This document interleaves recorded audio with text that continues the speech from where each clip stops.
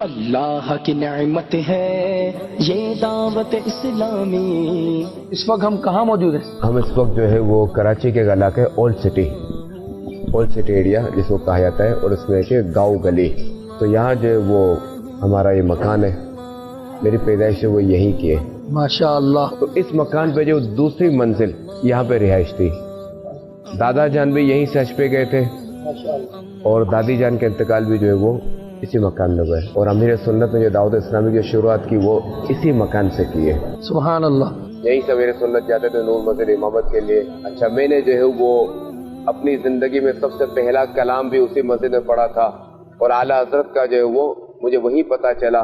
تو میں تو سمجھتا تھا یہ صرف شاعر ہے، پھر میں نے کسی سے پوچھا کہ یہ کیا ہے، اعلیٰ حضرت انہوں نے بتایا کہ یہ صرف شاعر نہیں، اللہ تعالیٰ کے بہت بڑے ولی ہیں، اور فقہ کے حوالے سے سارا انہوں نے کچھ بتایا تھا۔ تو وہ بادامی مسجد ادھر ہی ہے، یہ دیکھیں ادھر۔ یہاں کچھ میری بھی امیر اہل سنت کے ساتھ ماضی کی یادیں ہیں۔